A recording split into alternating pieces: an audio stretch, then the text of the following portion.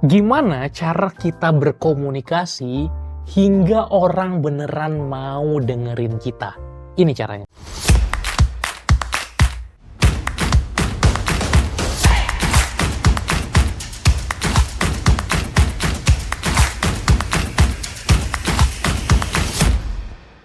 Hai, balik lagi bareng gua Umar di channel Pembelajar Produktif. Jangan lupa ikutin konten-konten gua di Instagram, TikTok, serta podcast di Spotify.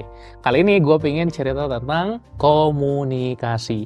Sebuah skill yang mau sampai kapanpun akan selalu berguna dan terus menjadi top skills.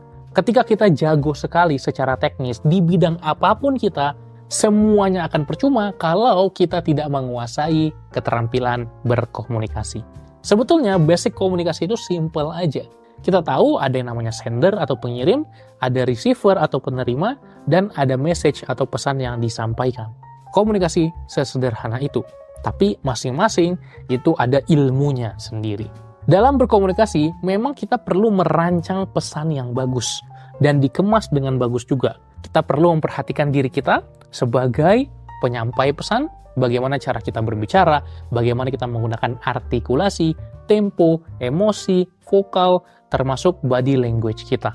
Bahkan dalam aturan Mehrabian ada pembagiannya, verbal, vokal, dan visual. Verbal atau kata-kata yang digunakan mempengaruhi 7% kualitas komunikasi, vokal, suaranya, bagaimana cara kita menyampaikan itu 38%, dan visual, body language, gesture, eye contact, mempengaruhi 55%. Jadi itu semua adalah dari sisi kitanya. Dan juga dari sisi audiensnya, dari sisi pendengarnya. Mereka juga perlu kita perhatikan. Apakah mereka siap menerima apa yang mau kita sampaikan? Apakah mereka menyimak dengan baik atau malah acuh? Kita perlu benar-benar memperhatikan ketiga hal ini. Nah, gue pengen share kali ini 4 hal yang bisa lo lakuin untuk mengoptimalkan keterampilan berkomunikasi. Yang pertama, cara yang paling basic dalam ilmu public speaking, berlatih di depan cermin dan rekam. Nah, tapi ada satu hal yang menurut gue menarik sekali. Konsepnya, kalau kita baru memulai, berlatihlah di depan cermin supaya kita terbiasa melihat diri kita dulu. Dan kita bisa ngomong, kita mau nyobain dulu. Tapi kalau lo udah nggak dasar lagi, gantilah cermin menjadi kamera. Berlatih di depan kamera. Gunakan kamera handphone kita. Jangan kamera depan, seperti selfie, seperti cermin, tapi gunakan kamera belakang, supaya kita nggak awkward melihat diri kita sendiri, dan kita bisa melihat saat kita tidak sambil melihat diri kita berbicara seperti apa sih? Kita perlu punya mata orang kedua, yaitu dengan merekam, gunakan kamera belakang, dan berbicaralah.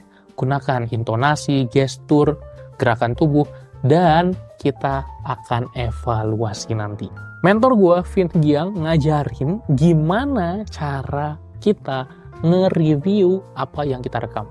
Ada 3. Yang pertama, nge-review videonya tanpa suara. Jadi kita lihat rekaman saat kita ngomong, suaranya di-mute. Untuk benar-benar memperhatikan gerakan tubuh kita saja, bagaimana kita tampil, bagaimana kita menggunakan setiap komponen dalam tubuh kita untuk menyampaikan informasi. Yang kedua, audio review. Jadi kita tidak lihat videonya, kita letakkan, tapi sambil kita dengarkan saja. Kita dengarkan audionya, apakah kita sudah menjelaskan dengan jelas, apakah penekanan-penekanan di poin tertentu sudah bagus, apakah temponya pas, apakah jedanya cukup. Itu semua kita review dengan suara. Dan yang ketiga, kita convert video tadi atau audio tadi menjadi sebuah teks. Sekarang udah banyak AI yang bisa melakukan speech to text conversion, artinya mengubah suara menjadi teks. Dan kita lihat dari teks tersebut apakah sudah bagus atau belum cara kita menyampaikan. Semua AI speech to text akan menghasilkan teks yang akurat dan berkualitas kalau cara kita menyampaikannya itu tepat. Kalau intonasinya benar, kalau kita punya tempo yang pas. Kalau kita ngomongnya kecepatan, maka akan error hasilnya dan tidak akurat. Jadi kita harus pastikan apakah hasilnya akurat atau enggak dengan apa yang kita omongin, sekaligus kita ngecek bagaimana cara kita berbicara, bagaimana cara kita berkomunikasi. 3 yang perlu dicek, videonya, audionya, dan teks konversi dari suara. Itu tadi yang pertama, berlatih di depan cermin lalu di depan kamera. Yang kedua, memposisikan diri di sisi audiens. Rasakan saat kita menjadi audiens. Rasakan saat kita menjadi pendengar, saat kita menjadi penerima pesan. Semakin sering kita mengikuti berbagai talk show, workshop, seminar, webinar, maka akan semakin banyak pembicara-pembicara yang kita lihat. Kita sendiri akan terpukau dengan beberapa pembicara-pembicara yang keren banget penyampaiannya. Dan dari situ kita jadi punya referensi yang bagus, kita ingin menjadi pembicara seperti apa. Maka, memosisikan diri sebagai audiens bisa dengan menonton rekaman tadi, atau bisa juga dengan sering-sering mengikuti event yang ada public speaking-nya. Kita juga perlu berlatih sebagai audiens untuk melihat bagaimana pemateri-pemateri yang sudah hebat, pembicara yang sudah keren, melakukan performance mereka. Yang ketiga adalah mencari medium yang tepat untuk berlatih. Saat kita berkomunikasi, sebenarnya bentuknya ada banyak sekali. Memang di video kali ini gue berfokus ke komunikasi lisan, meskipun ada bentuk komunikasi tulisan juga. Gue berfokus ke bagaimana kita muncul langsung, padahal juga tidak ada gambar dan video, hanya suara saja seperti voice over, atau kita menulis blog, kita menulis artikel, kita membuat podcast tanpa video, sebagaimana yang sering gue lakuin, dan termasuk video seperti ini.